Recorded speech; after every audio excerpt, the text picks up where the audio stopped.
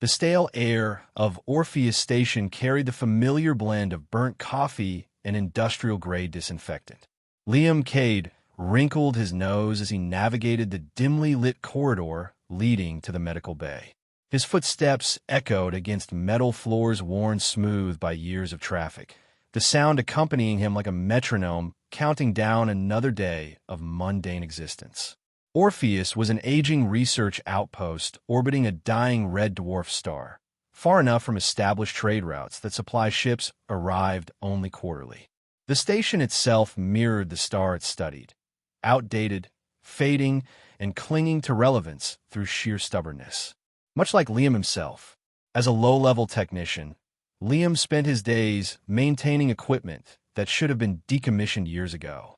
He fixed temperature regulators that never quite regulated, calibrated sensors that drifted out of alignment within hours, and filed reports that he suspected no one ever read. Today's task was delivering medical supplies to Dr. Tamar, the station's overworked physician. "Morning, Dr. Tamar," he called out, setting down the crate of supplies just inside the medical bay doorway. Or is it evening? Hard to tell without windows. Dr. Tamar didn't look up from her terminal. She was a severe woman with prematurely silver hair pulled back in a tight bun, her face a map of stress lines etched by decades of frontier medicine. "It's 0300, Cade," she replied flatly. "And you're late with those supplies." Liam shrugged. Turbolift broke down again. Had to take the maintenance shaft. A small lie. He'd actually detoured to sneak a smoke of his dwindling tobacco supply near an exhaust vent, but harmless enough. It was then that he noticed the occupied bed in the corner of the bay, partially obscured by a privacy screen. Dr. Tamar followed his gaze and sighed.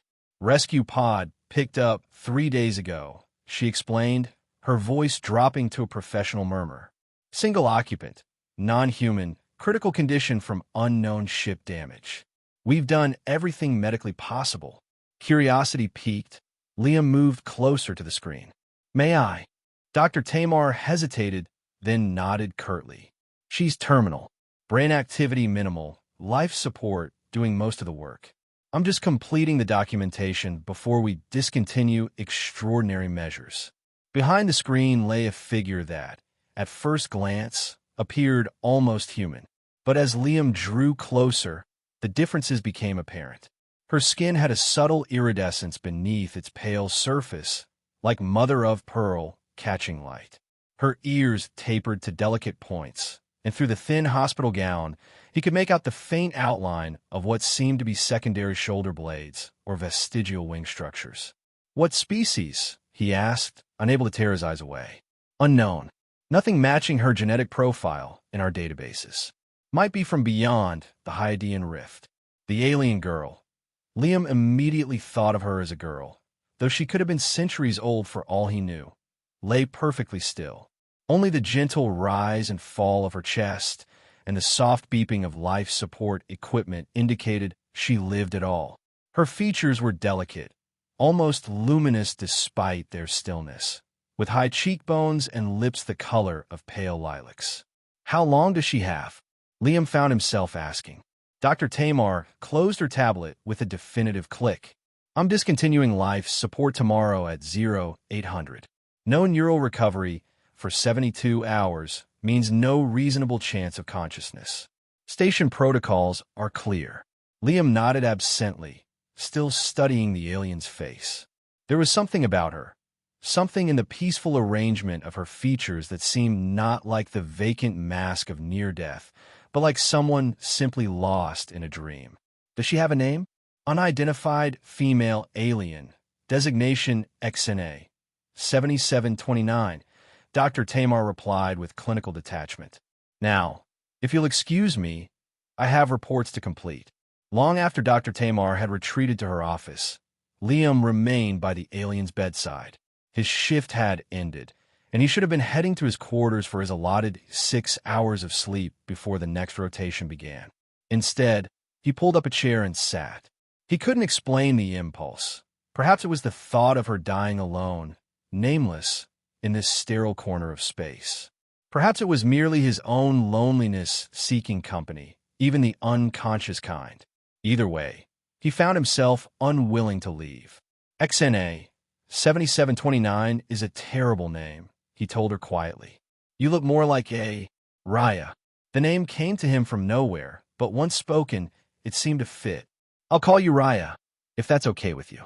The monitors continued their steady, emotionless beeping. Raya's chest rose and fell mechanically. Her eyes remained closed. Liam leaned forward, hesitated, then gently took her hand. It was cool to the touch, her fingers longer and more slender than human proportions, with an extra joint in each digit. Yet they felt surprisingly right within his own callous palm. I'm Liam. Liam Cade. Not exactly an impressive introduction, I know. I fix things around here. At least I try to. Nothing ever stays fixed for long on Orpheus. He talked to fill the silence, telling her about the station, about the dying star they orbited, about how he'd ended up here after washing out of the academy when his claustrophobia sabotaged his final exams. He spoke of Earth, which he hadn't seen in 7 years, of oceans and mountains he sometimes feared he was forgetting. When a night cycle lights dimmed further, signaling late hours, he finally stood. I'll come back tomorrow, he promised, carefully placing her hand back at her side. Well, I'll be back. I need to come back. The next morning, hair still damp from the sonic shower, he slipped in the medical bay minutes before Dr. Tamar was due to arrive. Raya lay unchanged. The monitors showed the same minimal readings, her stillness complete save for the mechanically assisted breathing. I brought you something, Liam whispered, pulling an ancient holographic projector from his pocket, a personal contraband item he'd smuggled onto the station years ago. He sat on the bedside table and activated it. Immediately, the small device cast a gently moving image of an earth forest canopy above the bed, leaves swaying in an invisible breeze, sunlight filtering through in dancing patterns. It's a redwood forest in California. I went there once when I was a kid. He took her hand again. I thought you might like to see something beautiful just in case. Just in case you can see anything at all. The medical bay door hissed open. Liam quickly pocketed the projector, but not before Dr. Tamar spotted him. Cade, what are you doing here? He straightened. I just want to check if any equipment needed maintenance before procedures. Dr. Tamar's expression softened fractionally. This isn't your first death watch, is it? No, Liam admitted. It wasn't uncommon for station personnel to sit with the dying when no family was present. Request permission to stay, doctor. She studied him for a moment, then nodded once. Very well, but stay out of the way. This isn't a spectacle. As Dr. Tamar methodically prepared to discontinue life support, checking readings and signing digital forms, Liam stood at the foot of the bed. He kept his eyes fixed on Raya's face, searching for any sign of awareness, any hint that somewhere inside she was fighting to stay. Dr. Tamar's hand hovered over the life support controls. Discontinuing extraordinary measures for patient XNA 7729 at 0813 hours. Station Medical Director Tamar officiating. Wait. Both Liam and Dr. Tamar turned in surprise. Station AI Nora's voice had spoken through the overhead speakers, something she rarely did without being directly addressed. Medical bay sensors detect anomalous neural activity in patient XNA 7729, timestamp 0812:47. Dr. Tamar frowned, turning to her screens. Display neural readings, last 5 minutes. The monitor flickered, showing a mostly flat line with tiny, almost imperceptible spikes at irregular intervals. That's just random noise, Nora. Well within margin of error, Dr. Tamar said dismissively. But Liam had moved closer to Raya, studying her face intently. Her eyelid moved. I saw it. Involuntary muscle spasms are common in the final stages, Dr. Tamar explained with practiced patience. It doesn't indicate consciousness. What if we gave her more time? Liam pressed. Just one more day? Station resources are limited, Cade. We've already exceeded protocol for unidentified species. I'll take responsibility, Liam said, the words escaping before he could consider their implications. I'll monitor her during my off hours. No extra resources, just time. Dr. Tamar's expression hardened. This isn't a pet project, technician. This is medical procedure. Dr. Tamar. Nora's voice interrupted again. Station Regulation 47B allows for compassionate extension of life support for up to 72 additional hours at the request of station personnel, provided no additional medical resources are diverted. A muscle twitched in Dr. Tamar's jaw. Thank you for the reminder, Nora, she said tightly.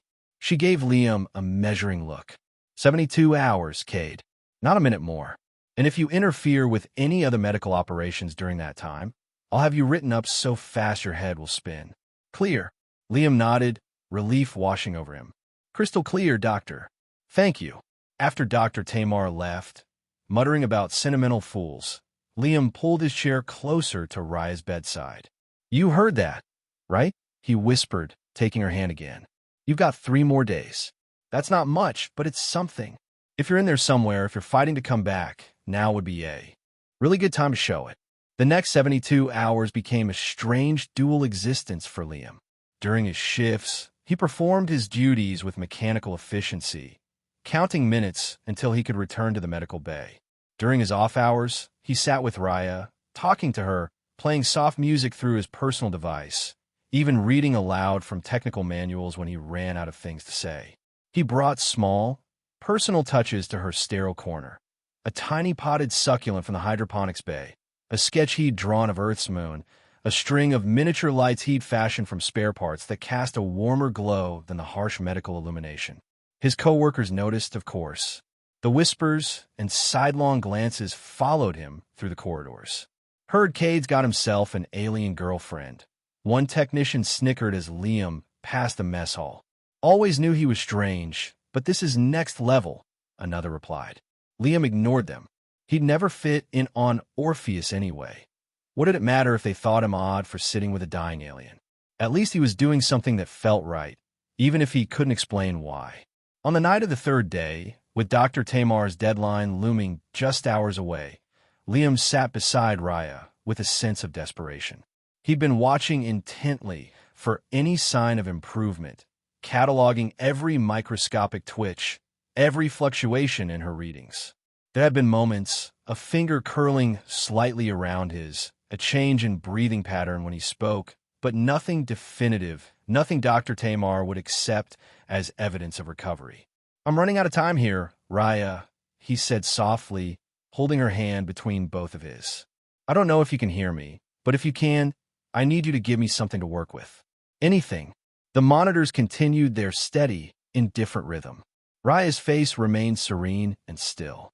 I don't even know why this matters so much to me, he continued, his voice cracking slightly. Maybe it's because no one should die alone and unnamed in a place like this. Maybe it's because I'm tired of watching things end. The star outside is dying, this station is dying, and sometimes I think I'm dying too, just slower. He leaned closer, his forehead nearly touching hers. But you don't have to die. Not yet. Please, Raya. Show me you're still in there. The night's cycle deepened around them. Liam's eyes grew heavy, his head nodding forward until it rested beside their joined hands on the edge of the bed. He didn't mean to sleep, but exhaustion claimed him anyway. He dreamed of falling through space, through darkness and stars, while a voice he couldn't quite understand called to him from an impossible distance. In the dream, he reached out, trying to grasp something just beyond his fingertips, something vital and slipping away. A gentle pressure on his hand woke him. Liam blinked, disoriented, then froze. Raya's fingers were curled around his, not in the loose, passive way they had been when he'd held her hand, but actively gripping. And her eyes were open. They were unlike any eyes he'd seen before. Violet irises with pupils that seemed to shift shapes slightly as they focused on his face. They held awareness, confusion, and unmistakable fear. Raya, he whispered, hardly daring to move. Can you hear me? Her lips parted, but no sound emerged. Her grip on his hand tightened fractionally. Nora, Liam called, his voice shaking with excitement. Alert Dr. Tamar. Patient XNA, 7729, is conscious. I repeat, the patient is conscious. Acknowledged, Nora replied. Dr. Tamar has been notified. Liam turned back to Raya, who was blinking rapidly now, her eyes darting around the room in obvious disorientation. It's okay, he said soothingly. You're safe. You're on Orpheus Station. We found your escape pod. He spoke slowly, unsure she could understand any human language. My name is Liam. Liam Cade. Her focus returned to his face. She made a soft sound, somewhere between a sigh and a question. Lee. Am, she echoed, her voice faint and musical, with an accent that made the simple syllables sound like notes in an unknown scale. Joy surged through him. Yes, that's right. Liam, and Uriah. At least, that's what I've been calling you. Her brow furrowed slightly, but she didn't object to the name. The medical bay doors slid open, and Dr. Tamar rushed in, hair askew, clearly having been woken from sleep. She stopped short at the sight of Raya's open eyes. Well, I'll be damned, she muttered, quickly moving to check the monitoring equipment. Full autonomous respiratory function, normalized neural patterns. This is impossible. Not impossible, Liam said, unable to keep the triumph from his voice. Just unexpected. Dr. Tamar shot him a look that was half irritation, half reluctant respect. Don't get ahead of yourself, Cade. She could still have severe cognitive impairment, memory loss, motor function issues. We have no baseline for her species. But over the following days, Raya defied every cautious prognosis. Her physical recovery accelerated at a rate that left Dr. Tamar muttering about unprecedented cellular regeneration. Within a week, she was sitting up unassisted. Within 2, she was cautiously walking the perimeter of the medical bay, her movements growing stronger and more graceful with each passing day. Language came to her even more quickly. After hearing a word once or twice, she could reproduce it perfectly and seemed to grasp its meaning intuitively. Liam spent every free moment with her, pointing to objects, naming them, then gradually introducing simple sentences and concepts. Star, Liam said, pointing to the viewport where the red dwarf sun glowed dimly. Star, Raya repeated, then added softly, dying star. Liam raised his eyebrows, surprised by both the observation and the fact that she had constructed a new phrase on her own. Yes, dying star. Very old. Raya nodded solemnly. I understand old. I understand dying. There was something in her voice, a depth of knowledge that sent a chill down Liam's spine. He changed the subject. Are you hungry? Food. He mimicked eating. A small smile curved her lips, the first he'd seen from her. Yes, food good. Dr. Tamar had determined, after extensive testing, that Raya's digestive system could process most human proteins and carbohydrates, though she seemed to require only small amounts of sustenance. Liam had taken to bringing her selections from the mess hall, watching with fascination as she cautiously sampled each new flavor. Today he'd brought a container of fruit preserves, a luxury item he'd traded 3 recreation hours to obtain. He opened it and offered her a spoonful. Raya's eyes widened as she tasted it. Sweet, she exclaimed, her expression lighting up with delight. Like home. Her face fell suddenly, the joy replaced by a shadow of grief so acute that Liam instinctively reached for her hand. You remember home? He asked gently. She nodded, her gaze turning distant. Home. Gone. All gone. What happened, Raya? Can you tell me? She looked at him, her violet eyes filled with a sorrow so profound it made his chest ache. She placed her hand against his temple, a gesture she'd never made before. Show you, she whispered. The medical bay dissolved around him. Suddenly, Liam was standing on the surface of a world of impossible beauty. Violet skies streaked with silver clouds, towering crystal formations that seemed to sing as wind passed through them, forests of spiral-shaped trees with luminescent foliage. Graceful beings moved among these wonders, their forms similar to Raya's but more varied in coloration and feature. The vision shifted, darkened. The sky turned black with massive ships, their designs angular and predatory. Light, terrible, consuming light, rained down. The crystal formation shattered. The forest burned. The people fled, screamed, fell, and through it all, a sense of desperate purpose, of something precious that must be preserved at all costs. The vision collapsed, and Liam found himself back in the medical bay, gasping for breath. Raya's hand dropped from his temple, her eyes wide and fearful. "I'm sorry," she whispered. "Too much. Too fast." Liam shook his head, trying to process what he'd experienced. "Your world, your people, they were attacked." She nodded, tears, slightly luminescent, gathering in her eyes. "The silencers came. They silence everything. All voices, all memories, all life. But you escaped," Liam prompted gently. "Last ship, small ship, carrying—" She frowned, struggling for words, then touched her chest. "Carrying heart, memory heart, all my people here." Before Liam could ask her to clarify, the station's alert system blared to life. "Attention, all personnel," Nora's voice announced, unusually urgent. "Unknown vessel approaching Orpheus Station. Vessel does not match any registered configuration. Defensive protocols initiated. All non-essential personnel return to quarters immediately." A look of pure terror crossed Raya's face. "They found me," she whispered. "The silencers found me." Liam's mind raced. "That's not possible. How would they even know you're here?" "Waking up," she said, pressing her hand to her chest again. "Memory heart calls to them when active. I did not know until too late." The lights in the medical bay flickered, then stabilized. The alert siren continued its steady wail. "Nora," Liam called, "status report on the unknown vessel." "Unknown vessel has initiated docking procedures at Airlock 7, Nora replied. "Station commander has authorized security response. Warning: anomalous energy readings detected throughout station systems. Possible cyber intrusion in progress." Liam made his decision in an instant. "We need to get you out of here. Now." Raya nodded, her fear giving way to determination. "Yes, must. Protect memory heart. Last of my people." Liam helped her to her feet. She was still wearing the simple medical garment provided by Dr. Tamar, hardly suitable for escape, but there was no time to find alternatives.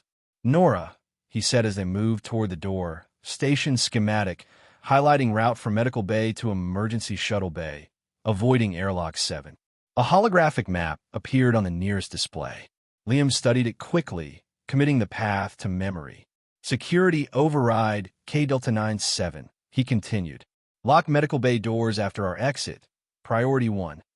"Warning: security override exceeds your clearance level. Technician Cade," Nora responded. "Emergency protocol override," Liam countered. "Nora, you've monitored Raya's recovery. You've seen her progress. The approaching vessel threatens a recovering patient. Medical ethics directive takes precedence." There was a pause, longer than the AI's usual processing time. "Override. Accepted," Nora finally replied, her voice modulation subtly different. "Medical bay doors will lock upon your exit. Route to emergency shuttle bay has been secured. Hurry, Liam." Liam exchanged a surprised glance with Raya at Nora's use of his first name, something the AI had never done before. But there was no time to dwell on it. "Stay close to me," he told Raya, taking her hand. "And if I say run, you run." "Got it." She squeezed his hand in response. "Got it." The corridors of Orpheus Station had transformed from mundane passageways into a gauntlet of flickering lights and intermittent alarm klaxons. Most personnel had obeyed the order to return to quarters, leaving the hallways eerily empty. Those few they encountered were rushing to their emergency stations, too preoccupied to question why a technician was escorting a patient through the station during an alert. They had nearly reached the maintenance shaft that would take them directly to the shuttle bay when the lights went out completely. Emergency strips along the floor provided minimal illumination, casting everything in a ghostly blue glow. "Nora," Liam called out. "Station statisch." No response came. "Nora is gone," Raya whispered, her voice tight with fear. "They took her. The silencers. They consumed technology first. Make it theirs." A distant sound reached them, something between a mechanical whir and an organic hiss, approaching from the direction they had come. "What is that?" Liam asked, though he already suspected the answer. Hunter, Raya replied, trembling slightly. Not alive, not machine. Both. Neither. They find. They take. Then we'd better not be found, Liam said, pulling her toward the maintenance shaft entrance. He quickly keyed in his access code, but the panel remained dark. Damn it. System's down. Raya stepped forward, placing her palm flat against the access panel. She closed her eyes in concentration, and a faint luminescence spread from her hand into the circuitry. With a soft click, the panel responded, and the maintenance hatch slid open. Liam stared at her in amazement. How did you? Later, she interrupted, already climbing into the narrow shaft. Hurry, Liam. They crawled through the tight confines of the maintenance shaft, the sound of their breathing and movement unnervingly loud in the enclosed space. Liam's claustrophobia clawed at the edges of his mind, but he forced it back, focusing instead on the rhythm of Raya's movements ahead of him. The shuttle bay, when they finally reached it, was in darkness save for the emergency lighting. 3 small shuttles sat in their docking clamps, old, utilitarian vessels designed for short-range transport between the station and supply ships. None were intended for long-distance travel, but they had no choice. That one, Liam said, pointing to the furthest shuttle. Maintenance reported engine issues last month, but I checked it myself yesterday. It's functional, just temperamental. Everyone avoids it, so they might not notice it missing immediately. They hurried across the shuttle bay floor, every shadow seeming to reach for them. Liam helped Raya into the shuttle, then moved to the pilot's console. Manual override engaged, he muttered, flipping switches in sequence. Bypassing central launch protocol. The shuttle systems came online with reluctant groans and clicks. Raya settled into the co-pilot's seat, her eyes fixed on the shuttle bay doors. They're coming, she whispered. Very close now. As if summoned by her words, a section of the wall near the bay entrance began to change. There was no other word for it. The metal seemed to liquefy and reform, creating an opening where none had existed before. Through this impossible doorway stepped 2 figures. They were roughly humanoid in shape, but there the resemblance ended. Their forms seemed to shift and settle continuously, as though they couldn't quite decide on a final configuration. Where faces should have been, they had only smooth, reflective surfaces that rippled like mercury. They moved with a fluid grace that defied physics, more like thought given temporary form than physical beings. Silencers, Raya breathed, the word barely audible. The creatures paused, their headless forms oriented toward the shuttle. One raised an appendage that elongated, sharpened, transformed into something that might have been a weapon. Hold on, Liam shouted, slamming his hand down on the emergency launch control. The shuttle bay doors began their ponderous opening sequence. Too slow, far too slow. The silencers glided forward with impossible speed. We won't clear the doors in time, Liam realized with horror. Raya closed her eyes, pressing both hands to her chest. Trust me, she said, her voice suddenly deeper, resonant with harmonics that made the shuttle's metal frame vibrate in sympathy. A pulse of energy emanated from her, visible as a ripple in the air. When it reached the silencers, they recoiled as if struck. When it touched the shuttle bay doors, the massive panels slid open with sudden urgency, servo motors whining in protest. Now, Liam, Raya cried. He didn't need to be told twice. Liam fired the main thrusters, and the shuttle shot forward through the barely adequate opening, scraping its underside with a shriek of tortured metal. Behind them, the silencers recovered and surged forward again, one of them making a flying leap that nearly connected with the shuttle's rear section. Then they were out, emerging into the star-studded darkness of space, the bulk of Orpheus Station falling away behind them. Relief lasted only seconds. The shuttle's proximity alerts screamed to life as a massive shape detached itself from the shadow of the station. A vessel of impossible proportions, its surface a constantly shifting pattern of angles and curves that hurt the eyes to look upon. Their ship, Raya said unnecessarily. We cannot outrun it. Maybe not, Liam agreed, hands flying over the controls. But this rust bucket has one advantage. It's too small and old to be worth hacking. And I've made a few unauthorized modifications over the years. He flipped open a panel beneath the main console, revealing a jury-rigged assembly of components that definitely weren't standard issue. Emergency full drive, he explained with a grim smile, cobbled together from scavenged parts. Technically highly illegal, completely untested, and probably suicidal to activate. But right now, I'm open to suicidal options. Raya stared at the makeshift device, then at Liam. A small smile curved her lips. You are surprising, Liam Cade. Let's hope I'm surprising enough. He began the activation sequence, watching tensely as power diverted from the shuttle's main systems to the fold drive. Warning lights flashed across the console. I can only input coordinates within a limited range, and we'll have exactly one shot at this. The massive alien ship loomed closer, a section of its hull beginning to transform into what looked alarmingly like a capture mechanism. They're trying to take us intact, Raya observed. They want the memory heart. Liam nodded grimly. Fold coordinates locked in. Brace yourself, this is going to be rough. As his finger hovered over the activation control, Raya suddenly grabbed his wrist. Wait, they will track the fold signature. We need to mask it. How? We got about 15 seconds before they lock on. Raya took a deep breath. The memory heart. I can use it to create disruption, but it would drain me. Might hurt me. Liam met her eyes. Is there any other way? She shook her head. Then do it. But come back to me, okay? I didn't sit by your bedside for all those days just to lose you now. Raya's eyes softened. She placed one hand over his on the control, the other pressed to her chest. Together. On 3. They counted down in unison. As Liam activated the full drive, Raya began to glow. Not metaphorically, but with actual light that emanated from within her, particularly intense around her chest. The light spread, enveloping the shuttle, just as space itself seemed to tear open before them. The sensation of folding was indescribable, like being simultaneously compressed to a single point and stretched across infinite distance.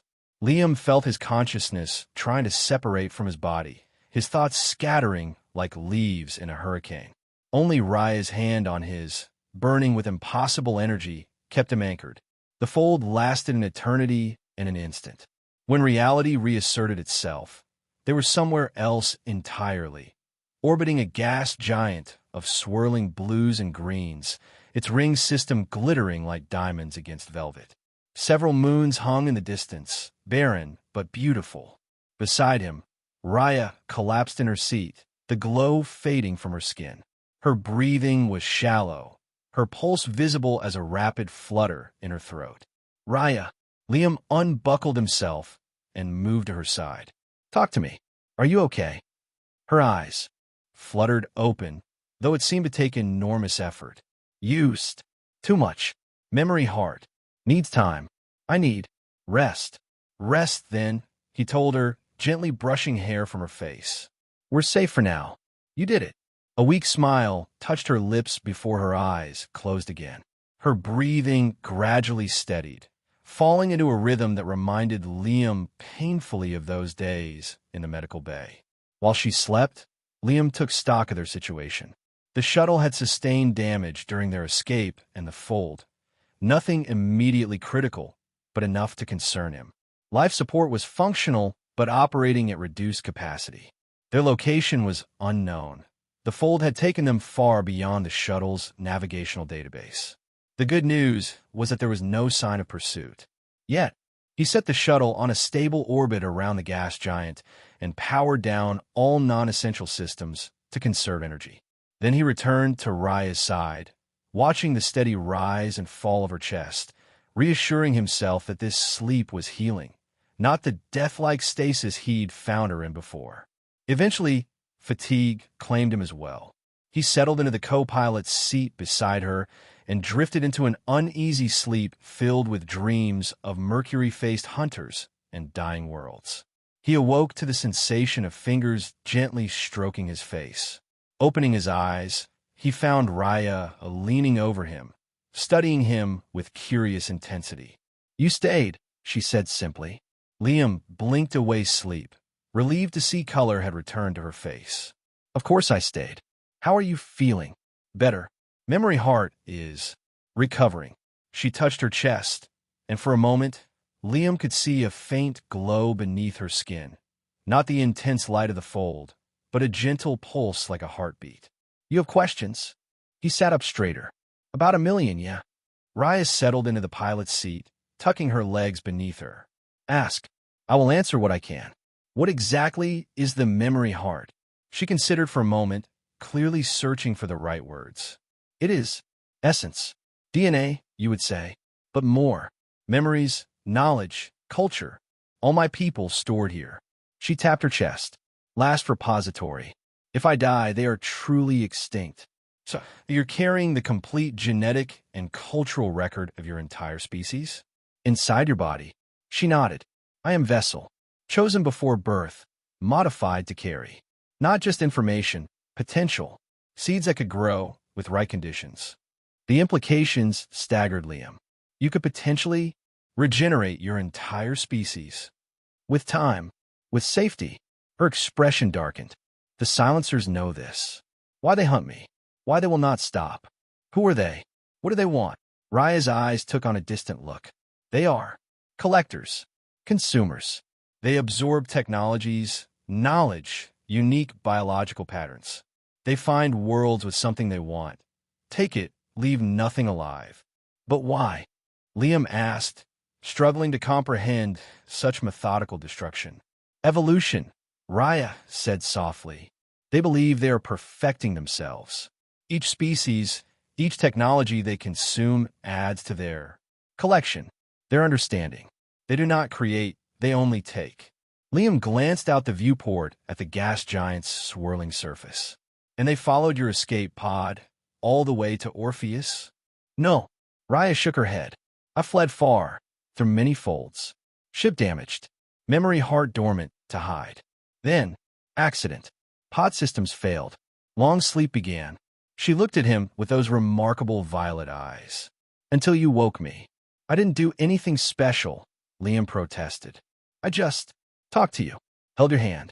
Not just that, Raya said, reaching for his hand as if to demonstrate. You believed. When others gave up, you believed I could hear. You connected. Her fingers intertwined with his. Connection is power. My people understand this. Memory heart responds to connection. The shuttle's warning system chimed softly, interrupting them. Liam reluctantly released her hand to check the readouts. Life support is struggling with the power conservation mode. He explained, making adjustments. We need to find somewhere to land, make repairs, figure out our next move. Raya studied the display showing the gas giant and its moons. There, she said, pointing to one of the smaller satellites. Atmosphere thin, but breathable. No life signs, but minerals. Materials we could use. Liam raised an eyebrow. You can tell all that just by looking.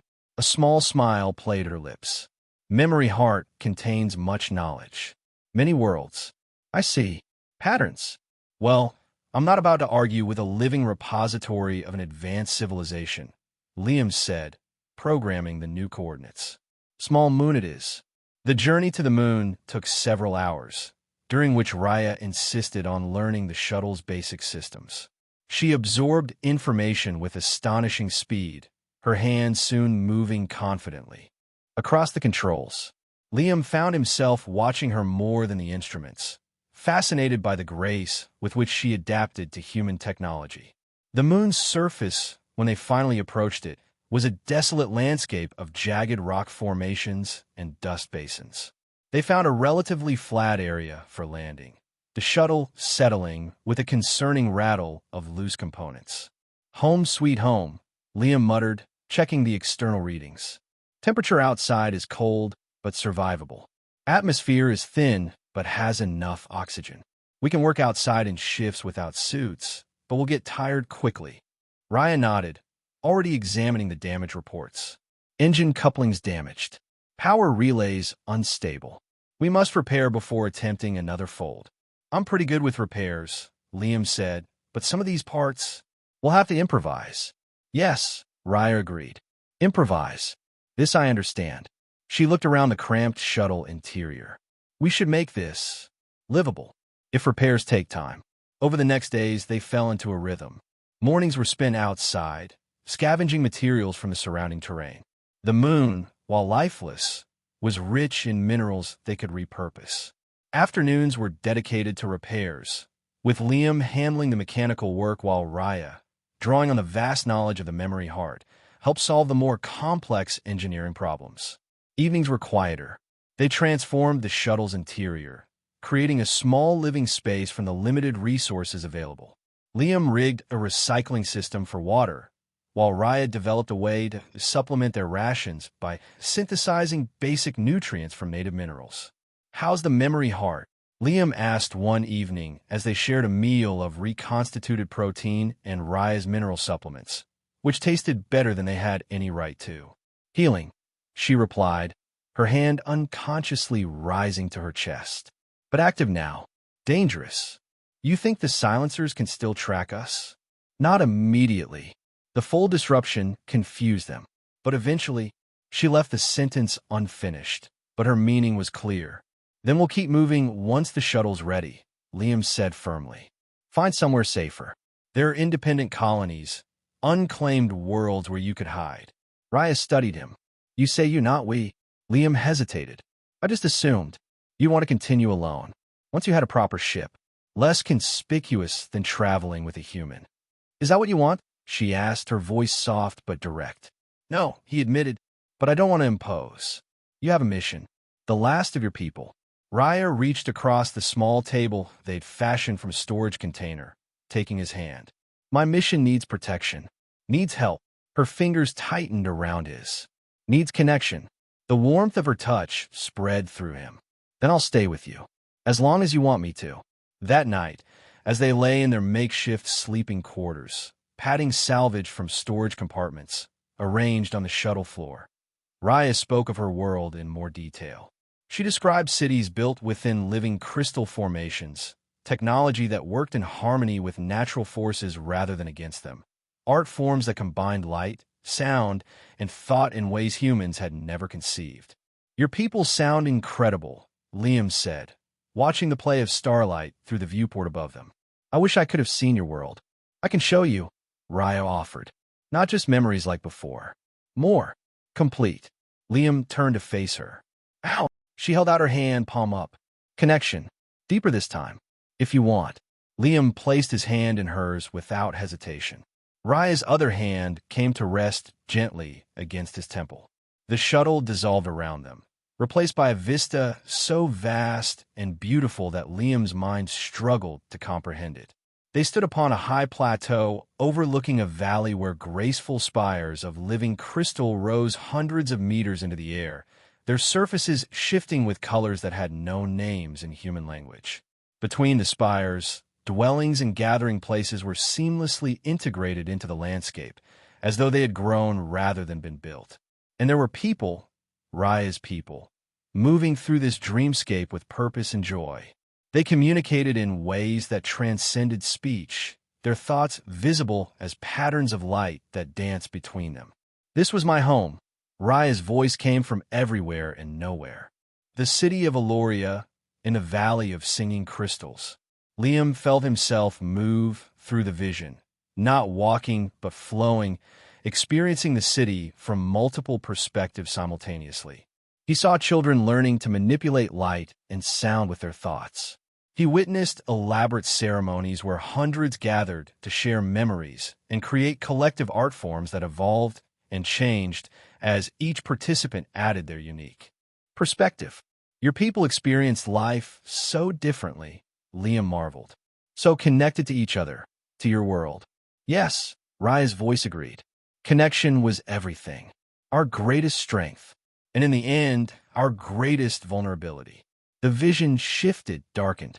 The silencer's arrival played out again, but this time Liam felt the horror and confusion of Raya's people as their connections were severed one by one.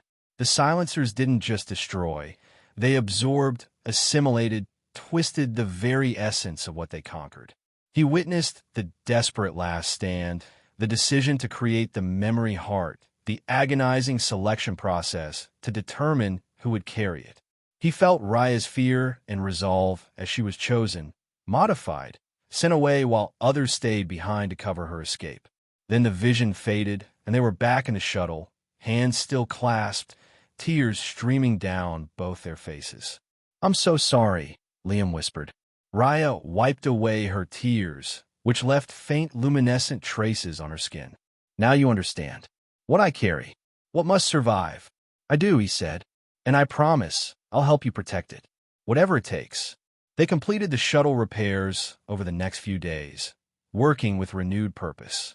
The full drive was still unstable, capable of perhaps 2, maybe 3 more jumps before complete failure, but it was their only chance of staying ahead of the silencers. On what Liam calculated to be their 10th day on the moon, they made final preparations for departure. The shuttle was transformed, parts of its hull replaced with local materials, internal systems reconfigured according to Raya's knowledge, even the life support enhanced to operate more efficiently. "Where should we go?" Liam asked as they ran through pre-launch checks. "Any preferences for our next temporary home?" Raya studied the star charts they'd compiled from the shuttle's limited database and her own knowledge. "Here," she said finally, indicating a star system near the edge of charted space. Binary stars, many planets, complex electromagnetic fields that might mask memory-hard emissions. "Coordinates locked in," Liam confirmed. "Full drive is as ready as it's going to get, which isn't saying much. We'll need to maintain minimal power usage until the last moment to ensure maximum energy for the jump." Raya nodded, taking her position at the co-pilot's console. They worked in comfortable tandem now, anticipating each other's actions, communicating as much through gesture and glance as through words. The shuttle lifted off smoothly, rising through the moon's thin atmosphere into the darkness of space. They established orbit around the gas giant once more, using its gravitational field to build momentum for the full jump. "Full drive charging," Liam reported. 80%. 90. A proximity alert blared suddenly, causing both of them to freeze. "No," Raya whispered, her face draining of color. "They found us." Liam's eyes darted to the scanner. A distortion was forming in space less than 10,000 kilometers away, a fold signature much larger and more stable than anything their jury-rig system could produce. They tracked the memory heart after all, Liam realized. "We need to jump now, before they fully materialize." "Full drive only at 93%, Raya warned. "Dangerous. More dangerous to wait." Liam's hands flew over the controls. "I'm initiating emergency launch sequence." The shuttle shuddered as the full drive activated prematurely. Warning indicators flashed across every screen. "Containment field unstable," Raya reported, her voice steady despite the fear evident in her eyes. "Fold coordinates shifting. We need to stabilize or we could end up anywhere or nowhere." "Can you do what you did before?" Liam asked urgently. "Use the memory heart to stabilize the field." Ryan nodded grimly. "Yes, but more dangerous this time. Drive already unstable." Through the viewport, they could see the silencer's ship taking form, a massive construct of impossible geometries that hurt the eyes to look upon directly. "We don't have a choice," Liam said. "Do it." Raya closed her eyes, placing both hands against her chest. The now familiar glow began to emanate from within her, spreading outward to encompass her entire body. She spoke words in her native language, a flowing, musical sequence that seemed to alter the very air inside the shuttle. The full drive's warning signals changed tone, shifting from urgent alarm to something almost harmonious. The containment field readings stabilized, then strengthened beyond their previous capacity. "It's working," Liam exclaimed. "Fold coordinates locked. Initiating jump in 3, 2. A beam of energy lanced out from the half-materialized silencer vessel, striking the shuttle's port side. Alarm screamed as systems overloaded. 1. Liam slammed his hand down on the activation control. Space tore open before them. The shuttle lurched forward, hull groaning under impossible stresses. Raya's glow intensified until Liam could barely look at her directly, her form seeming to exist in multiple places simultaneously. Then came the fold, more violent than before, a chaotic tumbling through realities that felt like being torn apart and reassembled atom by atom. Liam's consciousness fragmented, pieces of his awareness scattered across dimensions he had no words to describe. Through it all, he clung to one thought: Raya. He focused on her face, her voice, the feeling of her hand in his. In the maelstrom of the damaged fold, that connection became his only anchor to sanity. When reality reasserted itself, they were not where they had intended to be. Instead of a binary star system, a single white dwarf star blazed through the viewport, its intense light partially eclipsed by a dense asteroid field that surrounded them. The shuttle was in bad shape. Multiple hull breaches had been automatically sealed by emergency systems, but the full drive was completely fried, a smoking ruin of melted components. Life support functioned at minimal levels, and half the control panels were dark. Worst of all, Raya lay unconscious at her station, her skin pale and cold to the touch, the glow of the memory heart barely visible beneath her skin. Raya. Liam unbuckled himself and moved to her side, checking for life signs. Her pulse was faint but present, her breathing shallow. Come on, wake up. Stay with me. Her eyelids fluttered but didn't open. The shuttle drifted, emergency thrusters occasionally firing to prevent collision with the surrounding asteroids. Liam worked frantically, stabilizing critical systems, sealing smaller breaches, rerouting power to life support and medical functions. He gently moved Raya to the makeshift sleeping area, using the shuttle's limited medical kit to monitor her condition. For 3 days, she remained unconscious while Liam maintained a constant vigil. He talked to her continuously, reminiscent of those first days in Orpheus Station's medical bay. He told her about his childhood on Earth, about the forests and oceans she'd never seen, about his dreams of exploration that had led him to space.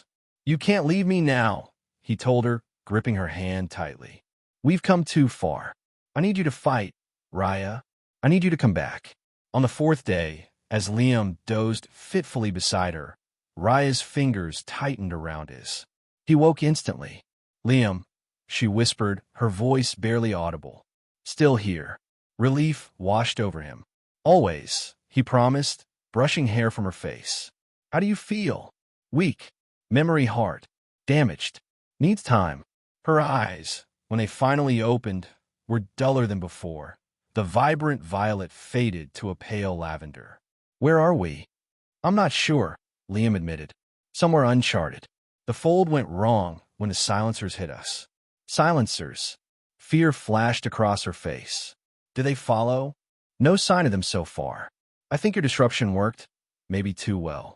We're definitely not where we planned to be. Raya tried to sit up, but lacked the strength.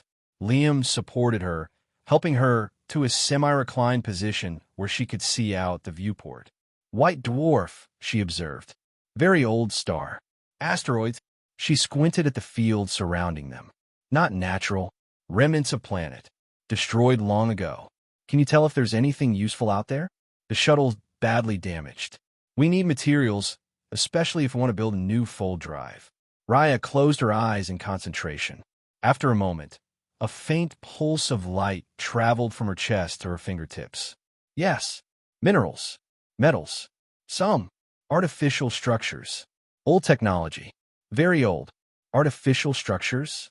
You mean there was a civilization here? She confirmed. Long gone now, but their ruins remain in the asteroids. This changed everything. If there had been an advanced civilization here once, they might find technology they could salvage, perhaps even components compatible with full drive principles. Over the next weeks, as Raya slowly regained her strength, they established a new routine. Using the shuttle's remaining maneuvering capabilities, they explored the asteroid field, identifying promising targets. Liam performed EVAs to collect materials and examine the ancient ruins Raya had sensed. The civilization that had once inhabited this system had indeed been advanced. Their technology, while alien, operated on principles that Raya could interpret through the memory heart's vast knowledge. They discovered storage units containing preserved materials, power sources still functioning after countless millennia, and data crystals that Raya could partially decode. They were called the Archivists, she explained one evening, after a successful expedition had yielded a cache of technology. They dedicated themselves to preserving knowledge from across the galaxy. Not unlike memory heart concept. What happened to them? Liam asked, sorting through the salvaged components spread across the shuttle's floor. Star became unstable. They tried to save it, failed. Most evacuated. Some stayed to preserve their greatest archives. A shadow crossed her face. Familiar story. But they left their knowledge behind, Liam pointed out. Just like your people did with you. It wasn't in vain. The shuttle had been transformed once again. Using the salvaged materials and Raya's guidance, they had repaired the worst of the damage and begun constructing a new fold drive, one based on a hybrid of human, archivist, and Raya's people's technology. Their living space had expanded as well, incorporating elements from the ancient ruins to create something almost comfortable. Raya grew stronger each day. The memory heart's glow steadied, though she kept its energy dampened to avoid detection. She and Liam worked together seamlessly now, their connection deepening beyond words. They communicated in half-sentences and shared glances in the brush of hands as they passed tools to each other. On what Liam estimated to be their 47th day in the White Dwarf system, they tested the new fold drive for the first time. It was a modest test, a microfold that moved the shuttle merely a few thousand kilometers within the asteroid field. But it worked, and without the violent instability of their previous jumps. We did it, Liam said, grinning at the successful telemetry. It actually works. Better than before, Raya agreed. Archivist technology was elegant, efficient, combined with your human adaptability. She smiled at him, a full, radiant expression that transformed her face. We make good team. The best, Liam agreed, returning her smile. A few more refinements, and we'll be ready for a real jump. But to where? We still need a destination. Raya's expression grew thoughtful. I have been studying archivist data crystals. They spoke of places, sanctuary worlds, places hidden, protected. One called Echo Haven, where different species, different knowledge could exist together, safe from those who would destroy. Like an interstellar wildlife preserve for endangered species and cultures. Similar concept, but more. Not just preservation, continuation, growth. She hesitated. Memory heart could flourish there. My people could have future, not just past. Hope kindled in Liam's chest. Can you find this place? Does the data give coordinates? Not directly, but clues, star patterns, cosmic landmarks. She gestured to the data crystal interface they'd constructed. With more time, I believe I can find path. Then that's our destination, Liam declared. Echo Haven. I like the sound of that. They worked with renewed purpose, refining the fold drive, deciphering more of the archivist data, preparing for a journey of uncertain length but clear purpose. The shuttle, now more a hybrid vessel than anything recognizable from its original design, became not just a means of transport but a home they had built together. On the morning they had designated for departure, Liam found Raya standing at the viewport, gazing out at the White Dwarf and its field of ancient ruins. Having second thoughts? He asked, coming to stand beside her. No, she said softly. Thinking of connections. My people to memory heart. Archivists to their knowledge. You to me. She turned to face him. In my language, there's a word, tetherin. It means one who anchors another through storms. One who holds fast when all else is lost. Tetherin, Liam repeated, the alien syllables feeling right on his tongue. You are my tetherin, Liam Cade. Raya placed her hand over his heart. When others would let go, you held on. When I was lost in darkness, you called me back. Connection became everything. Liam covered her hand with his own. In your mind. Before you, I was just existing, going through motions. Now I have purpose. Direction. He smiled. Pretty good for a washed-up technician with claustrophobia. Raya laughed. a sound like crystal chimes that never failed to delight him. She leaned forward, resting her forehead against his in a gesture that had become their own unique form of intimacy. "Ready to find Echo Haven?" she asked. "With you? I'm ready for anything."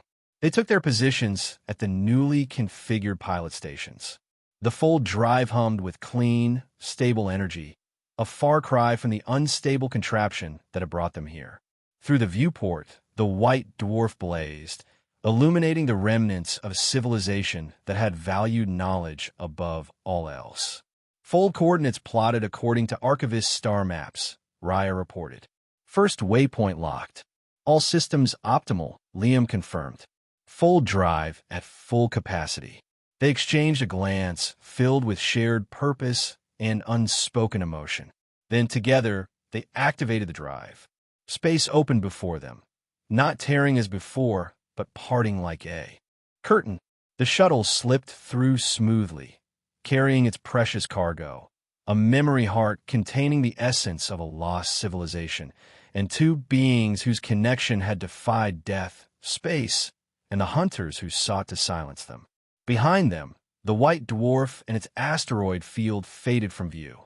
Ahead lay uncertainty, danger, and hope.